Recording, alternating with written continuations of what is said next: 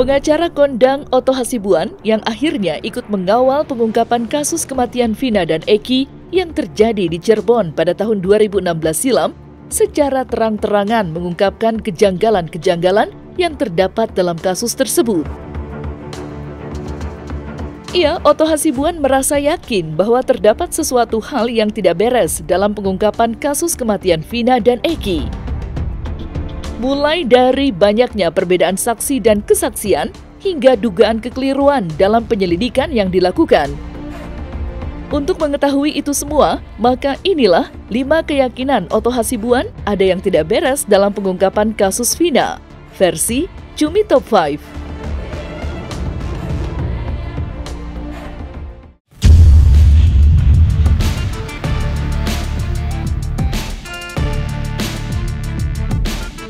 Di tengah pengungkapan kasus kematian Vina dan Eki yang masih dalam proses penyidikan, terdapat banyak pihak yang mengaku sebagai saksi mata yang menyaksikan langsung peristiwa penganiayaan yang dialami oleh sepasang kekasih tersebut. Melihat perang dan perbedaan saksi dan kesaksian itu, akhirnya membuat Otto Hasibuan menaruh kecurigaannya bahwa terdapat sesuatu yang tidak beres dalam pengungkapan kasus kematian Vina dan Eki. Lantas, hal janggal apa yang membuat Otto Hasibuan merasa bahwa ada suatu hal yang tidak beres dalam pengungkapan kasus tersebut? Vina dan Eki itu dinyatakan yaitu sekitar jam 10 tanggal 27 Agustus 2016. Oleh 5 orang terdakwa, 8 orang terdakwa yang ada sekarang di penjara. 1, Saka sudah bebas karena tidak dihukum seumur hidup. 5 masih ada di sana, ya 7 masih ada di sana. Padahal menurut mereka ini, kelima terdakwa itu yang diwakili sekarang 5, termasuk Saka. Ya, 6 berarti ya. Satu lagi kita belum bertemu ya.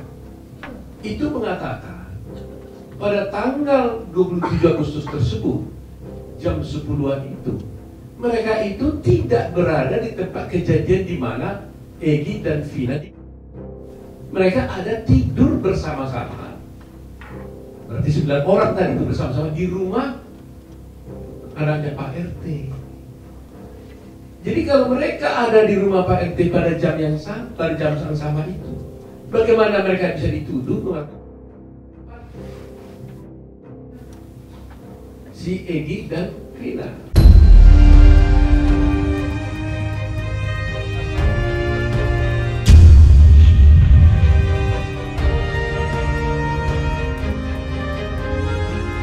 Otto Hasibuan secara terang-terangan mengungkapkan kejanggalannya terkait 2 nama daftar pencarian orang atau DPO yang dihapus dan disebut fiktif oleh pihak kepolisian. Menurut penilaian Otto Hasibuan, hal tersebut sangatlah mustahil terjadi, lantaran 2 nama DPO tersebut tertulis dalam dakwaan dan putusan yang dikeluarkan pada tahun 2016 silam. Lantas, seperti apa sudut pandang Otto Hasibuan terkait 2 nama DPO yang dihapus dan disebut fiktif tersebut? Yang didakwa di dalam perkara ini ada 11 orang. 11 orang. Didakwa secara bersama-sama melakukan tindak pidana. Dari 11 itu, 8 sudah diadili. 3 dinyatakan buron. Kemudian terakhir ditangkap 1 yaitu namanya Peggy. Kemudian 2 orang lagi yang dinyatakan buron itu tiba-tiba dinyatakan diralat, itu adalah fiktif, artinya tidak ada. Padahal dalam dakwaan jaksa dikatakan yaitu Andi dan Andi dan Dani yang kemudian oleh jaksa oleh polisi dinyatakan itu fiktif. Andi dan Dani ini dikatakan fiktif.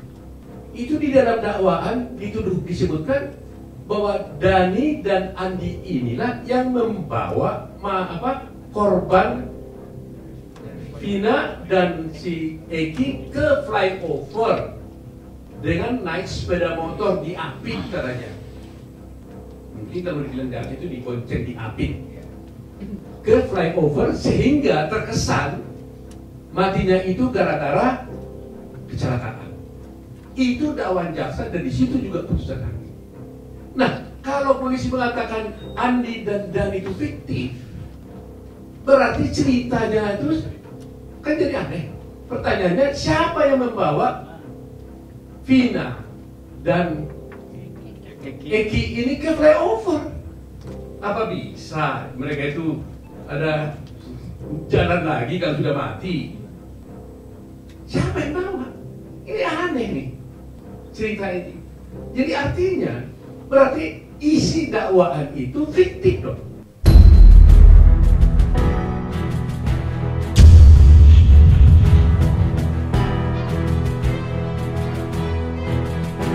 Ibtu Rudiana, ayah mendiang Eki yang meninggal dalam kasus Vina Cirebon, diketahui melakukan penangkapan terhadap 7 terpidana kasus kematian Vina dan Eki yang terjadi pada 8 tahun silam.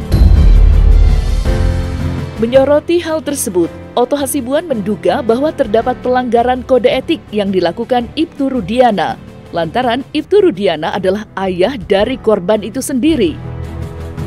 Lantas, seperti apa Otto Hasibuan menyoroti Ibtu Rudiana? Dan menurut cerita di dalam mereka ini, yang menangkap ini adalah ayah korban, polisi. Sebenarnya dia tidak boleh ikut di sini, konflik of interest nih. Seharusnya menangani adalah polisi yang lain, unit yang lain. Ini pun unit narkoba sebenarnya, tapi menangani perkara ini. Jadi sebenarnya gak tepat menurut saya.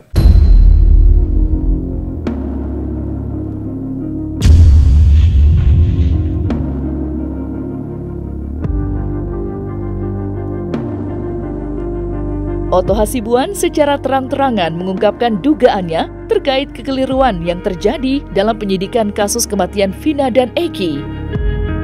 Namun, meski tidak langsung menyudutkan satu pihak, Otto Hasibuan meminta agar pihak penyidik yang menangani kasus kematian Vina dan Eki pada tahun 2016 tidak usah kembali ikut campur tangan dalam proses penyidikan tahun 2024 saat ini.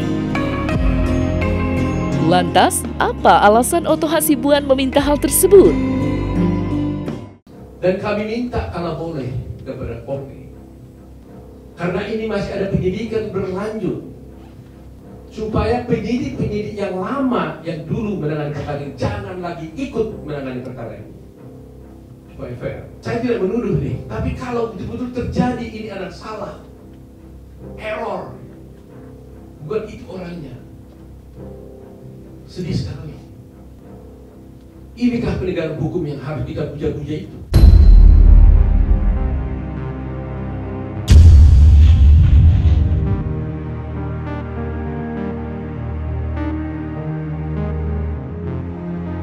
Dalam pengungkapan kasus kematian Vina dan Eki, muncul dugaan bahwa terdapat aksi salah tangkap pelaku. Ya, dalam hal ini Peggy Setiawan diduga menjadi korban salah tangkap pihak kepolisian, lantaran beberapa kesaksian seolah menyatakan bahwa Peggy Setiawan bukanlah pelaku yang menyebabkan Vina dan Eki meninggal dunia. Otto Hasibuan lantas meminta untuk pihak kepolisian mengusut tuntas perkara yang telah bergulir selama 8 tahun tersebut secara transparan. Lantas, seperti apa pernyataan Otto Hasibuan terkait dugaan salah tangkap pelaku tersebut? Wajar dong. Saya hanya melihat di televisi Peggy mengatakan saya tidak bersalah katanya. Nah, kalau dia berani mengatakan saya tidak bersalah, ya harus kita usut di mana tidak bersalahnya. Ya, kalau memang ada salah tangkap, kan ada mekanisme peninjauan kembali. Ya kan? Ada mekanisme peninjauan kembali memang. Jadi selalu kan aturannya begitu. Jadi tidak boleh juga salah tangkap lantas kita tuduh salah tangkap tanpa ada mekanisme hukum. Nah, kalau ada salah tangkap, maka pihak-pihak para pengacaranya atau terdakwa-terdakwa itu bisa menggunakan upaya peninjauan kembali agar dia dibebaskan. Ya, sebenarnya di sinilah kita minta sebenarnya pihak polisian, Kapolri sudah waktunya memperbaiki hal ini. Ya, kalau yang dilaporkan selama ini benar bahwa ada kesalahan penanganan perkara, maka sebenarnya tidak hanya Kapolri yang menjadi sasaran kita, ya menjadi perhatian kita. Pengadilan pun ini menjadi pertanyaan, ya kan? Meskipun ada kesalahan di pihak kepolisian, tapi pengadilan kan nggak boleh salah gitu. Nah, oleh karena itu, karena melihat kasus ini ada Vina, ada Jika Wongso, saya minta Ketua Mahkamah Agung harus turun tangan untuk menjaga, memberikan perlindungan, penguatan kepada hakim-hakimnya nanti. Jangan lagi sampai hakimnya ini berbuat salah lagi. Kalau polisi boleh salah, tapi hakim nggak boleh salah, gitu.